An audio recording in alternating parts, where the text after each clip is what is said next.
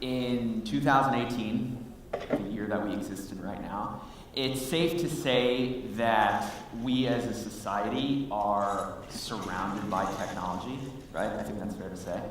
And I think that the pervasiveness of smartphones is something so profound, and we'll talk about that in detail. That is not the right slide.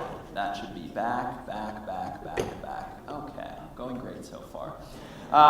Technology is awesome. It's everywhere. We've come so far in humanity where I'm able to speak here today.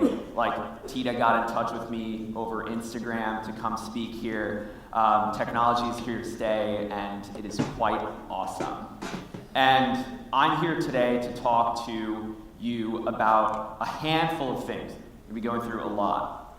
I'm going to outline them right now. So I want to talk about the pervasiveness of smartphones and what that has done to kind of bring social media to the forefront. And it just kind of feels like social media has gone from this idea, and I've been playing in this space for a long time, to where now like businesses are driven by social media. So we're going to talk about that. We're going to talk about how quickly technology has evolved in just even the last 20 years and how it's going to continue to evolve. We're going to talk about social media, I said that already. And then I want to kind of look at the future of technology and some of the things that may seem so far-fetched and might seem like conceptual today, but are in fact probably going to be some things that we see in our lifetimes.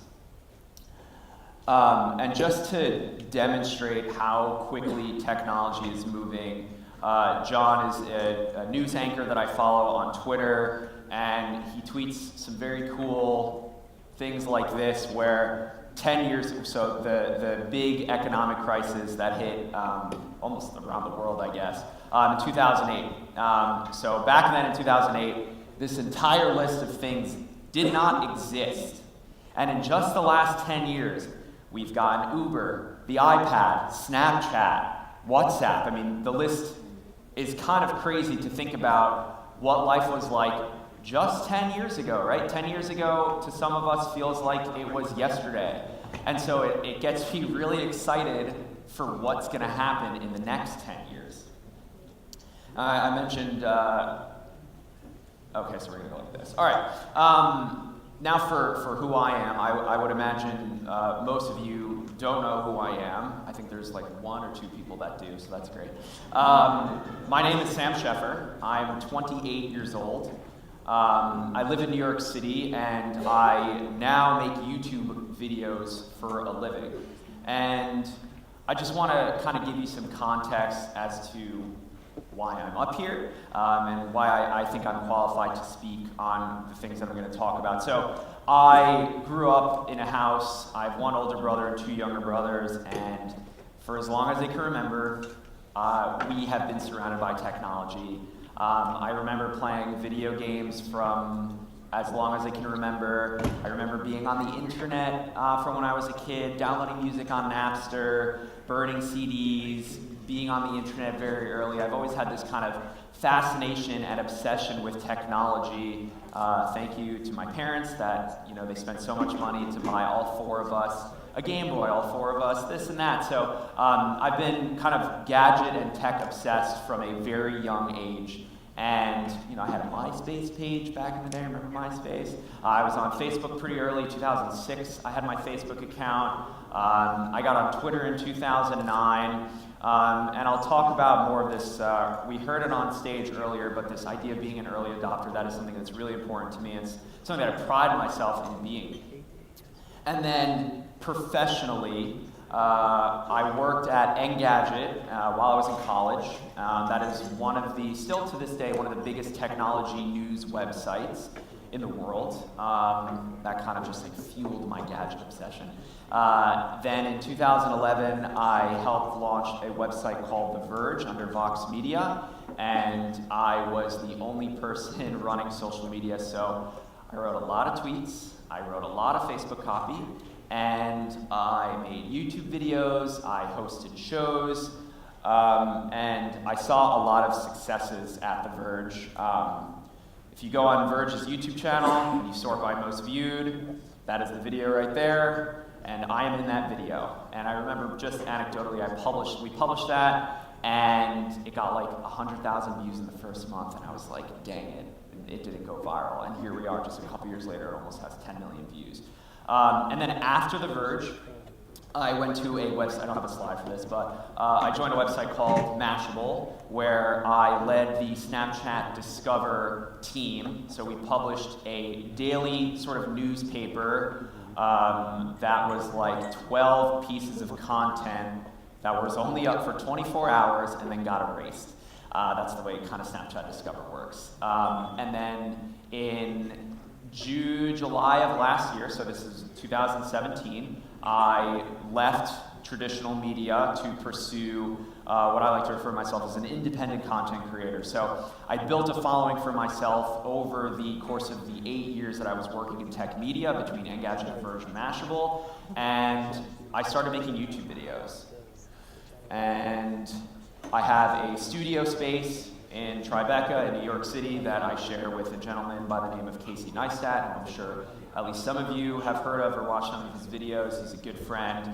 I have a pretty sizable audience on YouTube, nothing crazy, but that is how I make a living. That is what I do full time. And I got the plaque, which is cool, which is really cool. YouTube sent me a plaque for hitting 100,000 subscribers. You get it at 100,000, you get it at 1 million, and then at 10 million subscribers. So before we kind of get into the meat and potatoes of this presentation, I want to do a fun experiment for you. I mentioned the power of social media. I'm going to send out a tweet. It says, I'm on stage in Aruba and want to demonstrate social engagement. Please respond to this tweet. So I just sent that right now. And I promise you, I did not prime my audience. And I don't have a huge following. I have 40,000 followers on Twitter, which I have friends that have over 1 million, like literally 1 million people follow them on Twitter. So by no means is my audience large, but the engagement and the conversation and the importance of social media, I want to demonstrate to you right now. And I will see if we can get this changed so we can see some interactions. In real life, yes, there we go. So if we refresh this, there's all the interactions already.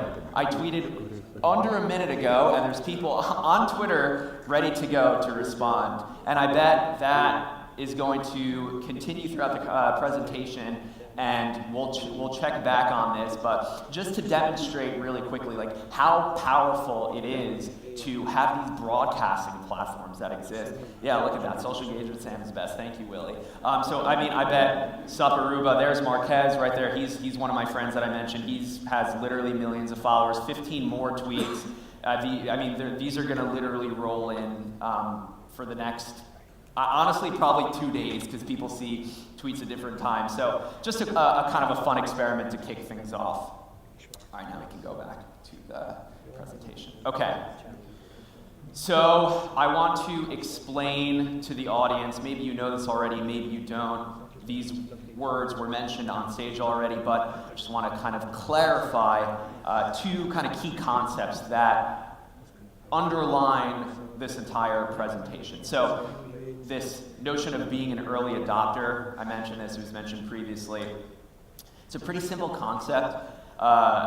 It's a term that represents, I think, like the nerds, where something new comes out and people like me are first literally in line to buy this, to use it, to talk about it. And the benefits of being an early adopter, I think, are that you can formulate a valid opinion on a technology that is brand new, and it allows you to kind of follow along as it evolves and get into the mind of the company that is sort of creating this product, right? So if you got the original iPhone in 2007, you were a pioneer in this kind of like smartphone landscape where you used iOS when it didn't even have an app store. You got to formulate an opinion, and then you got to watch it evolve and like converse with other people at a very early stage in a technology.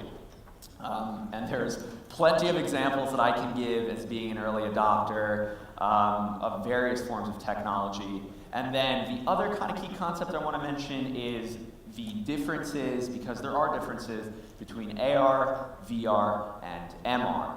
So AR, augmented reality, I bet a lot of you use regularly, you might not even know it, in Instagram and in Snapchat, the dog filter, or you put a flower crown on your head. That is augmented reality. That is augmenting your reality through a sort of screen, whether that's a phone, laptop, tablet, computer.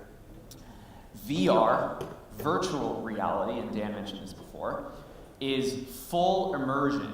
So with AR, you can still see the world around you. There's just digital objects projected, and it augments the world. Whereas virtual reality, you are fully immersed in a headset. You cannot see anything around you, and that is sort of the difference between AR and VR. And then MR is something called mixed reality, and we will talk about that later.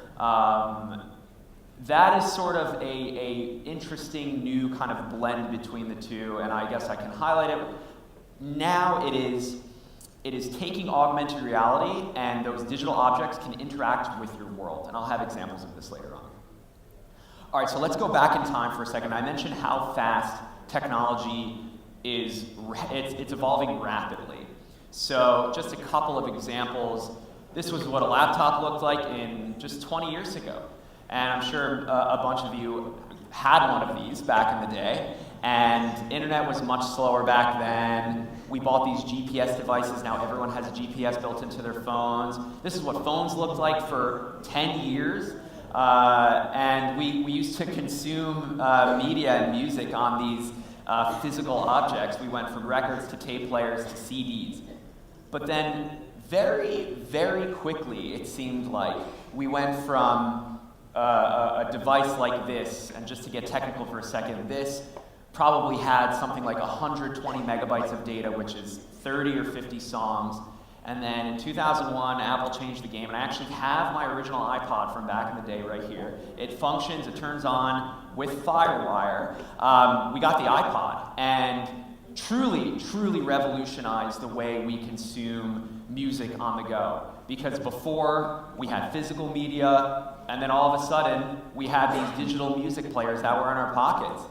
And at the same time, phones were evolving rapidly as well. We went from the Nokia phones with these super small displays to these like kind of slidey keyboard phones with resistive touchscreens and Windows Mobile. And in 2007, we got the iPhone, and one could argue that the iPhone kind of changed the landscape of smartphones and mobile computing as we know it. And that brings us to today. And I mentioned before, the smartphone is so pervasive, more than it has been ever in history. Just by a show of hands, who has some sort of smartphone in their pocket right now? Everyone has some sort of iPhone or Android device, right? I would imagine there's like 95% of you have something in your pocket that looks like one of these. And just 10 years ago, no one had one of these in their pockets, which is kind of crazy when you think about it. And smartphone adoption rate is continuing to accelerate at a maddening pace. This is a screenshot of a list of countries that have most of the population in these countries has a smartphone, and I think in the US it is around 70%. And back when I was working at The Verge, I remember we would report on these numbers. By the end of 2015, half of America is gonna have, I was like, there's no way. And sure enough, everyone has a smartphone. Everyone has access to basically anything from within their pocket. It's crazy. It really is crazy. And I just wanted to show this quick video. Everyone's on their phone. This is what New York looks like. Phone. Everyone's on the phone. Every single person, no matter where you look, and this is not an understatement, is on the phone. But what are they doing on the phone? We'll talk about that in a sec. I just want to illustrate just like how much our smartphone addiction has kind of taken over. Apple now in iOS 12 includes all sorts of metrics that tell you how many times you picked up your phone in a day, how many hours you spent on Instagram, for example, how many notifications you got throughout the day. And Apple's not the only one. Google's doing the same thing. In Android P, you will be able to track your smartphone usage. So we're all addicted to our smartphones, and these manufacturers know it, and they're trying to help. So what are we doing on these phones? I think we all know what we're doing on these phones. We're consuming on social media in particular. And I don't need to name all of these big social media platforms. I would assume most of you know about all of these already. But I want to talk about how in 2018 you can be thinking about leveraging these social media platforms. I have very specific examples. Just because I think that, when people come to Aruba on vacation, they're doing what? They're doing the water sports, they're going to the beach, they're drinking at the bar, and they want to share. They want to post on Instagram, they want to post on Instagram stories, they want to tweet about it, they want to write good reviews, they want to post on Snapchat, maybe a travel influencer will come to Aruba and post a video on YouTube. So I think this audience should be paying attention to the kind of conversations that are happening on these social platforms and learn how to take advantage of the media that's already out there, because people are coming here and sharing organically. Like, you don't have to say to someone, do you want to post a picture of you surfing? Like, yes, of course they want to post, so all of their friends back home are jealous because it's winter time in New York and you're on vacation in Aruba. So I asked the question, is your business online with a proper social presence? A website is not enough. A Yelp page is not enough. I think that it is just as important to have a functioning website, to have a functioning telephone that someone can call, to have a functioning Twitter account that maybe has direct messaging support, to having an Instagram page. So let's get into a specific example. So there is something called flyboarding, and much to my surprise, it exists here in Aruba. Very cool. And I went on Google Maps and I typed in flyboard, and that is the name of the activity. And sure enough, is anyone here from Delphi Water Sports? Is anyone in this audience? Okay. Delphi Water Sports offers flyboarding, but that was a search term, and it resulted in a hit. So that's great. That's fantastic. And going even further, I think this has a laser pointer, right? Yeah. So you have information over here about hours, and there's a website, and there's a phone number. So I thought, okay, if I want to book this, if I want to see more information, let's go to the website. Website, maybe a little bit outdated, but the information is there. Yes, it's outdated. Let's be honest. It's definitely outdated. It could use a refresh, but there is a website, which is great. Okay, I thought, cool. Let's say I go and I want to tag them on Instagram, right? Because surely I'm a digital native. I'm a millennial. I want to share. Go to their Facebook. Their Facebook looks fantastic. Praising this Facebook page. Reviews, location, hours. They nailed the Facebook. There's lots of pictures. Nailed it on the Facebook. But then when I went to the Instagram, there was nothing. Why? I don't know why.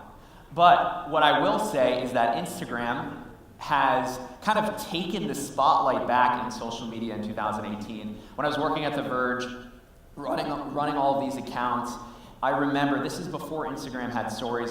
It felt like Instagram was kind of falling by the wayside. They introduced videos, and it was like photos and videos. Okay, cool, great, but it always kind of felt the same. And then when stories came, it kind of blew Instagram back into the picture.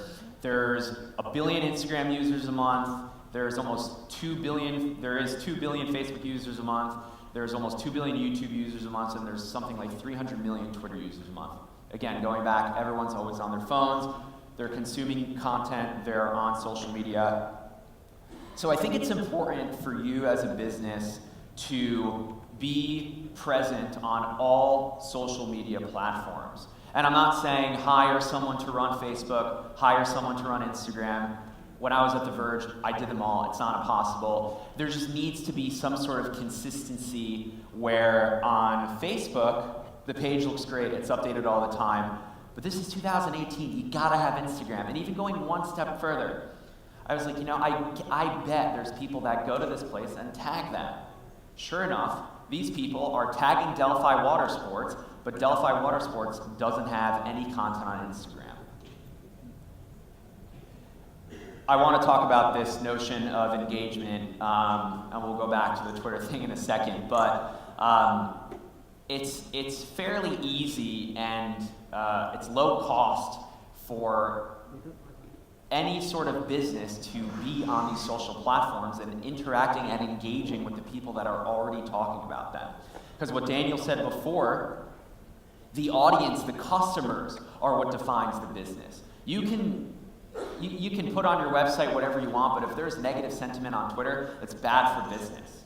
And I always thought that when a verified Wendy's or some brand responds to someone on Twitter or like kind of acts as a human, it brings this nice touch. So we could talk about a few ways to engage.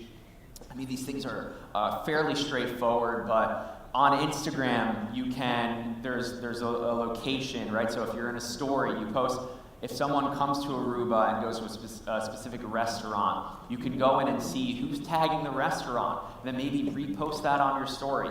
Very easy to do. You could search for hashtags. The list is endless of hashtags here. Beach, blue water, the bar, whatever tourist attractions there are. You go a quick search on Instagram, you can see who's posting, and you can go like the photo, you can go comment on the photo. It just goes to show the customer, the audience, that you're there, that you're aware that they're talking about your brand, and that you care. And then Instagram, you can, now I'm mostly talking about stories, but also in feed posts. If someone tags your brand, you can see that now, and then it is so easy to go in and tap like on a photo, and then the person, they get 40, 50, 100 likes, and they see, wow, that restaurant liked my photo. That's really cool. That goes a long way. Same thing on Twitter. Maybe Twitter is not as important as something like Instagram, but I think it is important in its own regard because, also like Daniel said, people like to complain on social media. They like to kind of express themselves and feel like they have an audience and people will listen to them if they complain about something. So on Twitter, why not offer customer support? Even if you're not putting out organic content on Twitter, if I go to, I'll use Delphi for example, if I want customer service, there's a phone number you can call, but why not set up a DM service on Twitter where you just have your DMs open. If someone has a question, you get back to them, and that kind of helps drive your business engagement. Keyword searches on Twitter. I was doing some research before I came to Aruba, and I want to see, are people tweeting about going on vacation? Tweeting about going to Aruba on vacation. Sure enough, yes, there are people that are excited to come to Aruba and they're tweeting about it. Take advantage of that. Have a TweetDeck filter that has the keywords Aruba and vacation, and check that once a week. And whatever, it doesn't matter what your business is, there is a conversation to be had there. And replying to tweets, again, I don't think there's going to be as much Twitter engagement for this type of thing on Twitter, but Instagram definitely. And then if you see something that's really good on Twitter, like it, retweet it. I want to talk about Snapchat for a second as well. And this is sort of where we transition into more of the technological side of this presentation. So Snapchat, you can argue, is maybe not growing as much as people thought it would. They still have a solid user base, but it's a lot of kids. And I would imagine that a lot of families come to Aruba on vacation, and there's a lot of kids Snapchatting, posting, with geolocations, with these AR filters. And did you know that, all right, so we'll talk about this for a second. So Instagram and Snapchat both have augmented reality. There's a picture of Kylie Jenner over there. And then once Instagram came out with stories, they basically copied Snapchat. But Snapchat was really the first kind of widespread social media platform to take advantage of kind of modern augmented reality. And you can create your own lenses inside Snapchat, which is something relatively new. So, for example, I'm just going to give some kind of like crazy examples. Let's say you are a hotel chain, and instead of the concierge person at the desk giving you a pamphlet with the Wi-Fi password, why not tell your guest there's a QR code in the room. If you scan it and look around the room, the Wi-Fi password is somewhere hidden in this kind of AR world. That would be cool, I think. Or why not create a whatever it is type of lens where when you take a selfie, it puts something in the background. Maybe if you're in your hotel room, you could put a palm tree in there or something, or you could put your business or the hotel name's logo or name in there. And this works with both the front camera as well as the back camera. And there are some really, really cool ones being created. And again, this is just to drive engagement, to kind of be different, right? To stand out. Everyone, like hotel check-ins are generally the same. Honestly, I don't know of any hotel that is taking advantage of these AR filters, lenses within Snapchat. And again, you kind of create it, you upload it to Snapchat, and then all it is opening the camera, scanning it, and you're kind of good to go. And so there's another demo here of augmented reality. For those of you that don't know, there's AR built into the modern iPhones. That is like the iPhone 10 and the 10s now. So if you're looking at the screen, I was on stage last night when we were rehearsing. That is augmented reality. So I was on a website, and let me see if this is going to work. I'll go back and let this reload. So there's a new file format on iOS called USDZ, and that is sort of like a PDF, but it is for augmented reality objects. So Instant Pot, if you want to buy this rice cooker, and you want to see how big it is, or what it looks like in person, you can do that now, which is kind of crazy. And then you can enlarge it, and then I'm gonna step up close to it, and they are so lifelike. So imagine if you're a surf shop owner and I'm coming here on vacation and I can go to your website and I can pick out a surfboard and put it next to me in real life. It's the opportunities here, I think, with AR are kind of endless. Here's another example. That has music. So this is augmented reality food. That is not real. That food is computer generated in the phone. Just let this kind of play out. And this was done last year when Apple introduced AR Kit.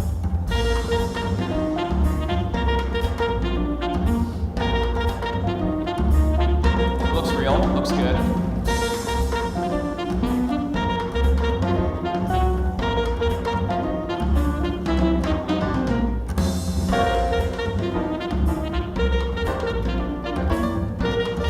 How you can kind of like move around with it, it's sized properly.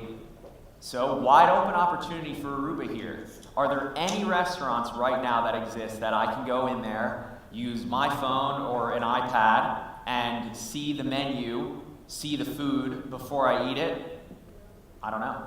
I think that this, for the restaurant industry, is a huge, huge opportunity to just literally see what your food is going to look like before you order it. So there's another very cool thing that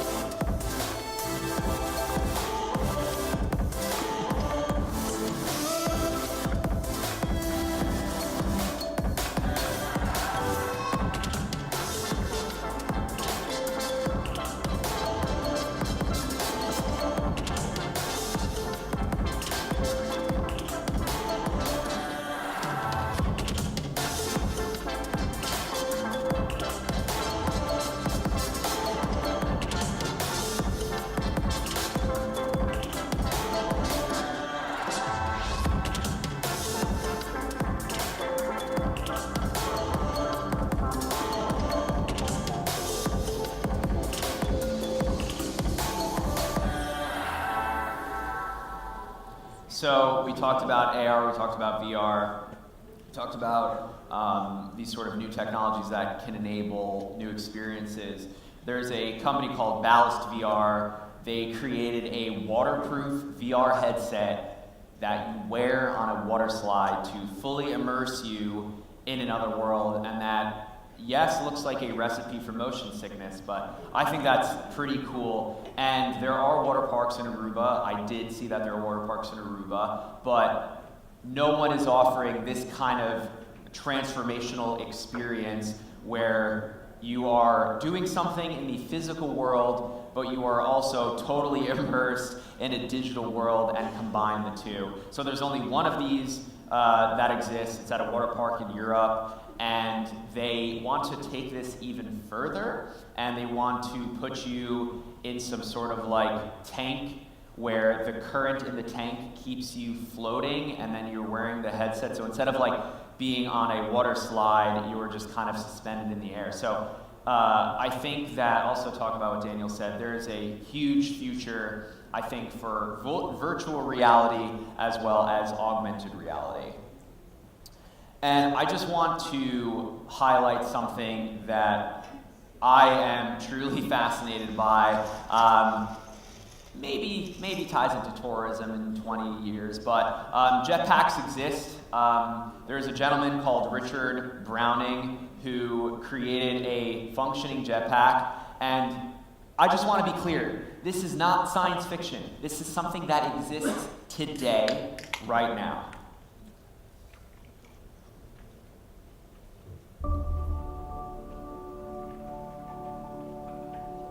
I've seen this video like 6 times.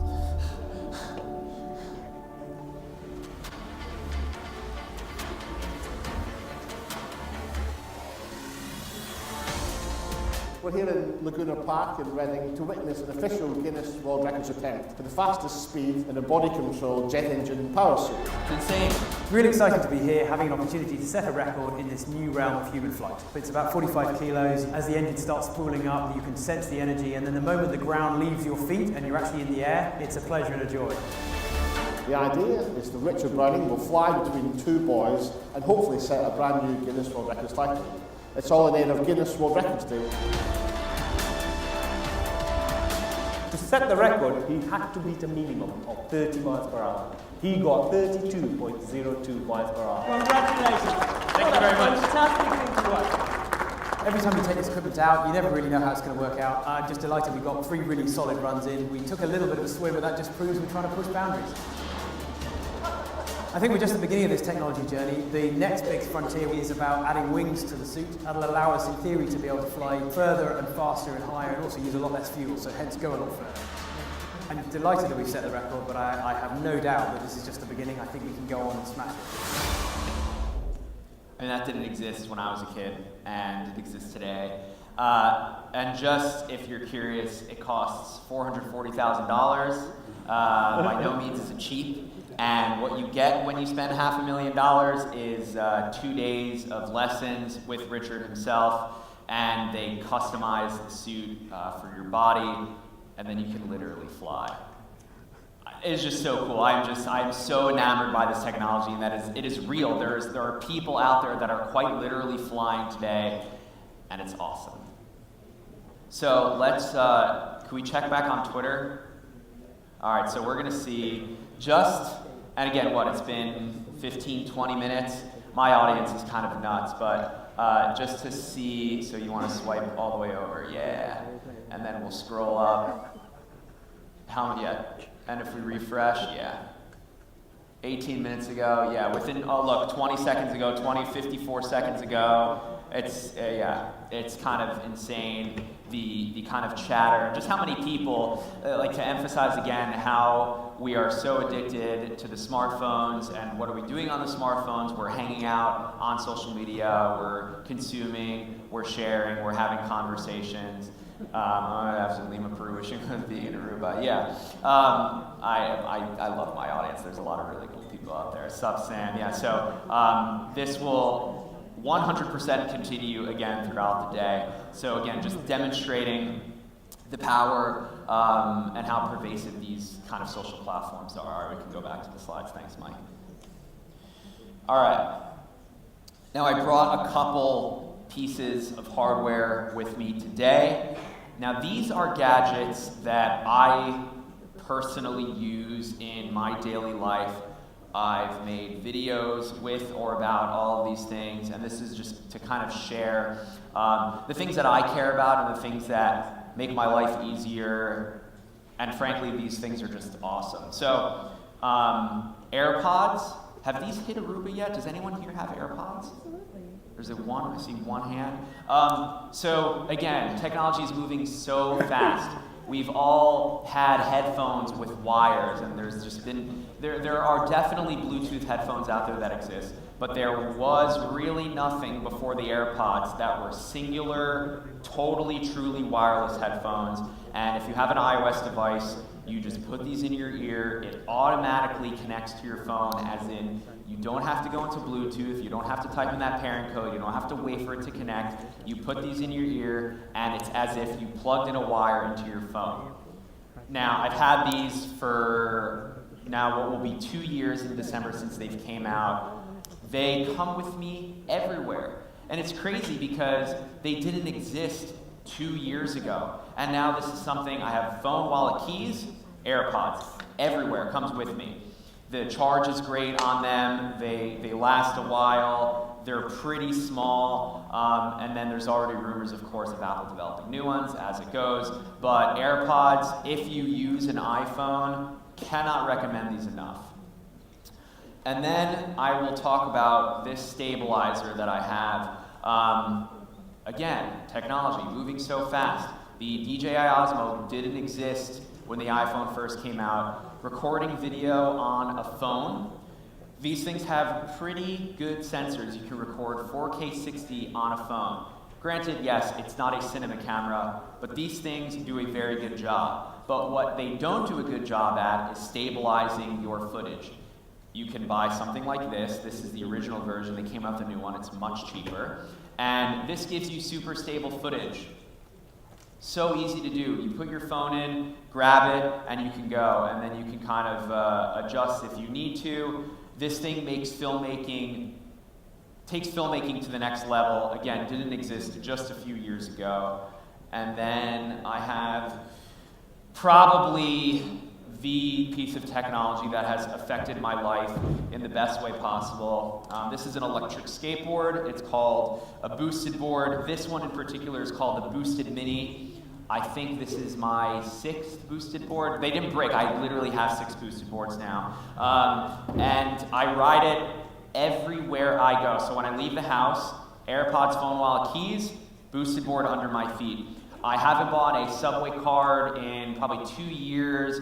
I bring this when I go out to friends, when I go to the bar, and it works with this electronic remote, so you can just freely roam the streets effortlessly. There's no gasoline. You charge it up overnight. Battery lasts a couple of miles. There's different forms of the boosted board. This is the Boosted Mini, but for me, it fundamentally changed what it's like to live in a city. I don't have to call an Uber. I don't have to get sweaty on a bike. The board comes with me everywhere. And even when I was leaving the hotel this morning, someone at the hotel was like, "Is that electric?" And then I showed him and his mind was blown. It's fascinating that to me, this is like such a big part of my life, and so many of my friends have bought this because of me, and we go on big group rides. But then at the same time, people don't even know this exists yet. So why not become the first sort of rental house in Aruba, buy 10 of these instead of the Segway tours? Why doesn't someone start the first boosted tour? That could be cool. I mean, the island's pretty small, right? Tita just told me it's 13 by 4. I can go from one end of the island to another on an electric skateboard. That's pretty cool to me, I think. And then the last thing I want to talk about are the Snapchat spectacles, and I love the chatter. I'm making you all excited. It's cool. So the last thing I want to talk about, and this is just taking it to the next level. So here I am, right, in New York City. I've got these cool sunglasses on. I've got my AirPods in my ears, and then I've got my DJI Osmo Mobile in my hands, and I'm riding an electric skateboard, recording stable video. on the phone, but also on the sunglasses. So these are Snapchat spectacles. They record video. It's circular video. It's kind of hard to explain what that means, but I can show you. So they are just $160 sunglasses that has an embedded video camera. You could take pictures with them. The only thing is that you have to import all of the photos and videos into Snapchat, but I will say, having a camera, a hands-free camera on your face is awesome. I have one example. I was on vacation in Tel Aviv last month playing Frisbee with my brother. I have sunglasses, so I'm wearing sunglasses. They double as sunglasses. Click, and you're recording video. And it's, for what it is, it's pretty good quality, I think. So those are just a couple, those are the main gadgets that I kind of, like, I brought them all here. And I was like, oh, you know what, I could just demo all of these on stage. So yeah, these have a big effect on my life. You know, I commute to my office downtown on the boosted board. The spectacles are my sunglasses and my hands-free video camera. And yeah, you kind of get the point. All right, now we're going to talk about something called the Magic Leap. And this takes everything we've kind of known about AR and VR and smashes it together. And I mentioned mixed reality earlier. This is the really first consumer-facing mixed reality device. Just to kind of throw some fun numbers out there, this company has been operating in stealth since 2014. I remember working at The Verge, and all of a sudden we started hearing about this company called Magic Leap. Not to get confused with Leap Motion, there's another company. So this Magic Leap company, all the headlines were Magic Leap receives $500 million in funding from Google, from Alibaba. And I was like, what is this company possibly building? And then they started teasing, and finally, literally years later, so 2014, at the end of 2017, they said, we're releasing this product called the Magic Leap 1. It is a mixed reality device. I was salivating at the mouth, obviously. I had to buy it. It was $2,300, and again, this notion of being an early adopter, I had to have it, right? It comes out. I'm not going to not get it. I'm not going to let other people formulate opinions on it. I want to use it. I want to see what this thing is all about. So I bought it. So I made a video about it on my YouTube page. This video is muted. I'm just going to talk over it. With early adoption comes, bugs and issues. I can't connect to my studio Wi-Fi with this device just yet, and I've emailed them, and they're like, we're gonna fix it. So I spent $2,300 on this thing, and I have to tether on my Android phone to get the internet to work. And you're supposed to be able to record video. It has like 7 cameras on it.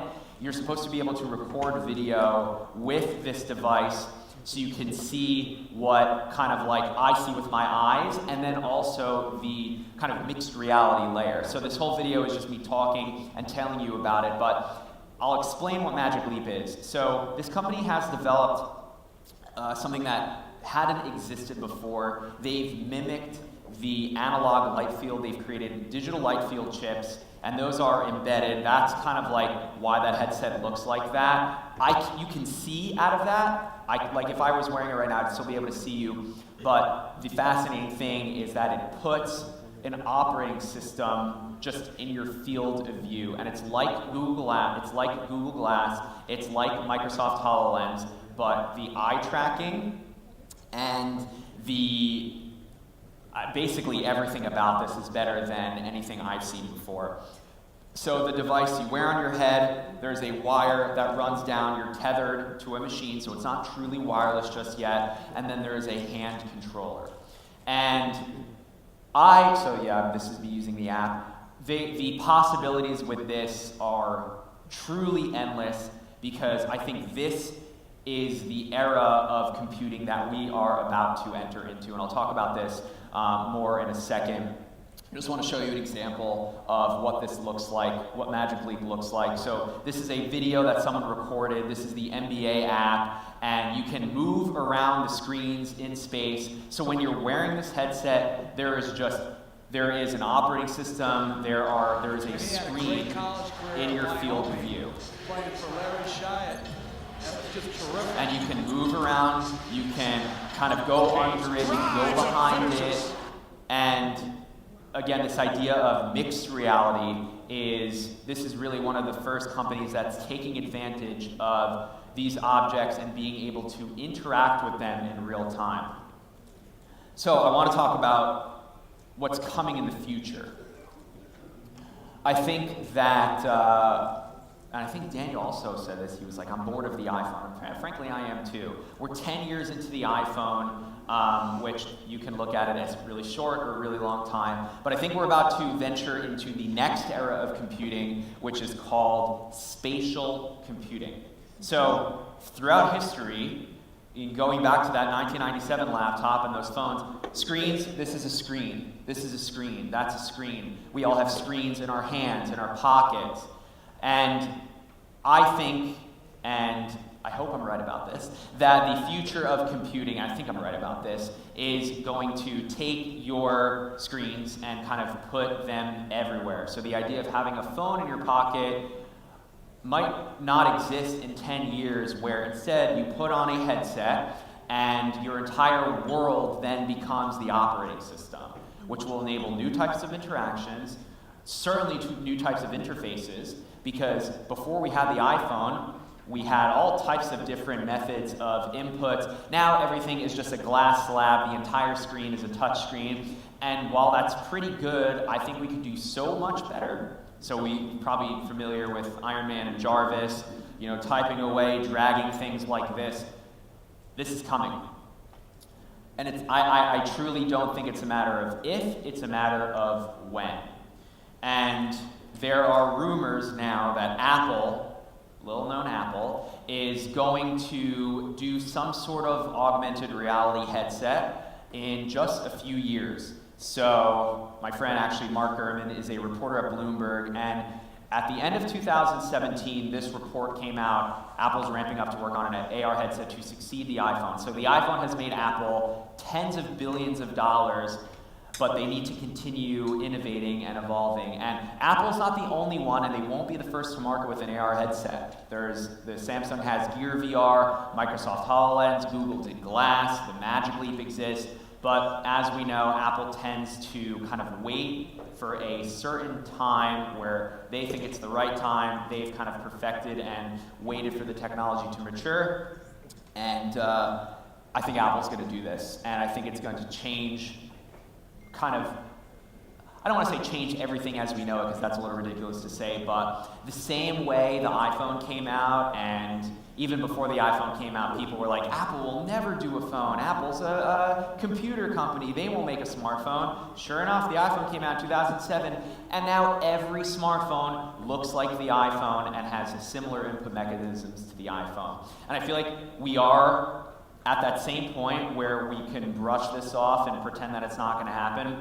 Just last month, this article was published. Apple bought another company that makes holographic displays, and in this article, Gurman says that they could ship the device as early as 2020.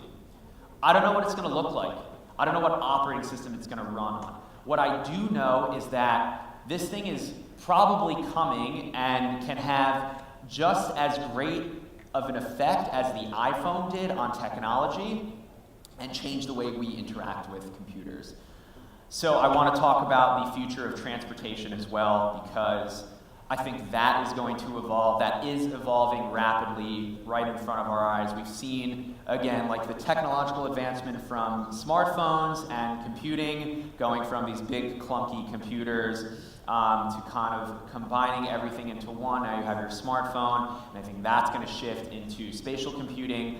But for the future of transportation, there's a few notable companies that are doing some incredible things.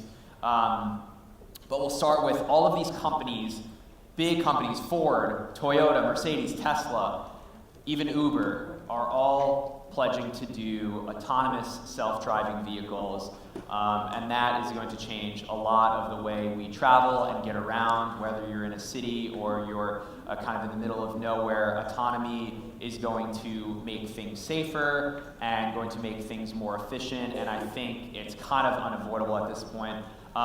Just as a kind of sad statistic, in the US alone, 37,000 people died in car accidents in 2017.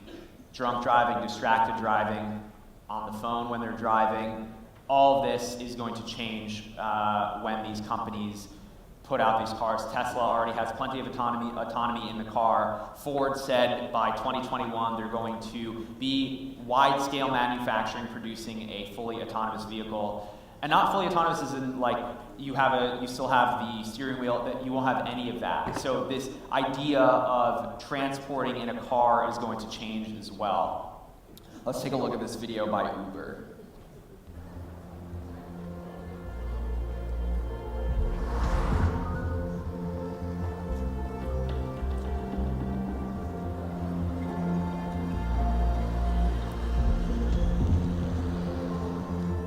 I think you all know where this is going.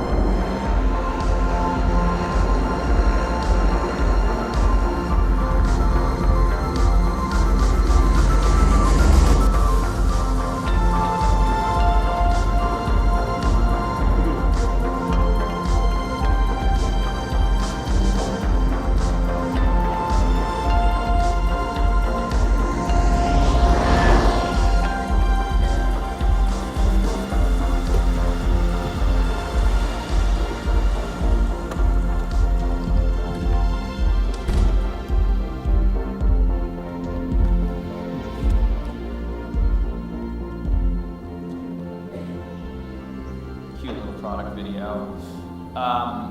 So Uber thinks that we will be calling Ubers in the sky, but whether or not that happens is to be determined.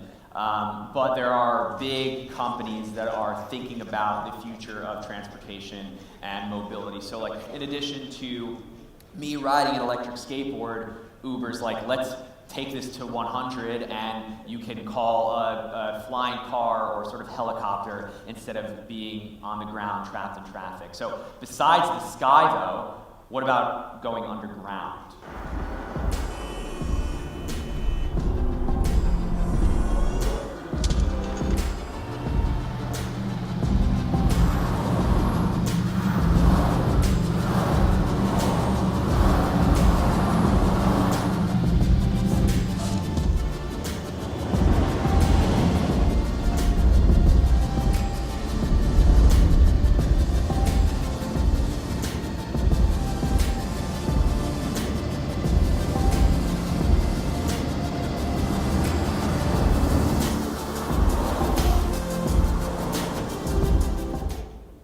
So that is the Boring Company, boring as in like boring, but also boring holes. This started as a joke. I remember when Elon Musk started tweeting about this, and everyone just kind of laughed him off. And then he started posting pictures. He was like, we got a machine. Then they started digging tunnels, and they are planning on doing underground transportation starting in the US in a couple of years. They have tunnels that are being built right now under Los Angeles, and this idea is predicated on everyone having, self-driving cars, self-driving Teslas, and in theory, you would have one of these like at the end of the driveway or at the end of the street. You get in your Tesla, the elevator takes you down, and then there's just a series of three-dimensional tunnels, because when you go underground, you can go as far deep and wide as you want. With regular roads, you're kind of stuck on this two-dimensional plane, and then the sky, you can do whatever you want. So Elon Musk is leading the charge on the future of transport. So there's going to be these sort of elevators for your personal car, as well as these sort of buses, and they're going to be cheap, and they're going to be efficient and way faster than sort of anything we have today. And then just kind of going for it all here. Is anyone here familiar with SpaceX? Yeah, maybe a couple shakes of the head. So SpaceX is another company that Elon Musk has. They are pioneering space travel. And just to quickly talk about this, like a week or two ago, they announced that they're taking their big Falcon rocket, they're going to slingshot around the moon and come back. So at some point in our lifetime, there's going to be moon tours, which is just kind of insane to think about. And a Japanese billionaire bought all of the seats on the first trip in 2023, and he's going to take 6 artists with him. Rocket science is insane. I truly think that at some point we will see these rockets in the sky, you know, kind of taking people on tour. And I just want to show you this one video. SpaceX plans to do something just truly insane.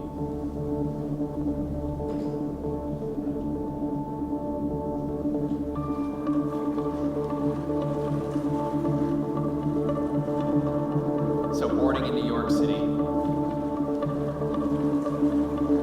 Taking a long trip.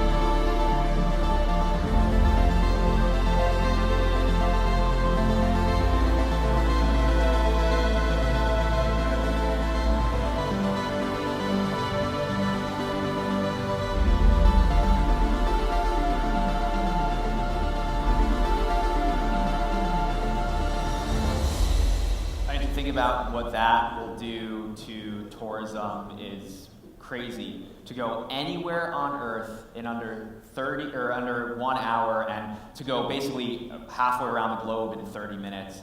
Not saying that we're going to wake up in 5 years or even 10 years, but I do believe that at some point in our lifetime, this is going to become reality. So I would say stay tuned to 2023. It's just in a few years from now. They're going to do the first mission to the moon, and then once they prove that successful, they'll start doing these kind of things. So I just want to conclude by emphasizing how fast technology is moving right before our eyes. I illustrated this by showing what hardware and software looked like 10, 20 years ago, you know, where we are today with screens kind of in our pockets, everyone's on their phones, everyone's using social media, and so many businesses are driven by social media and these conversations that are happening there.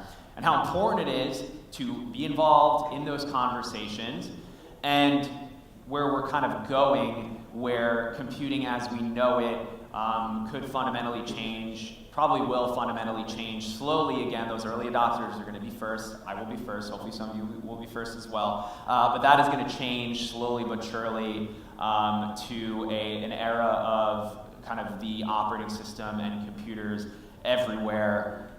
And yeah, that's it. Thank you. Thank you, Sam Sheffer. You got me equally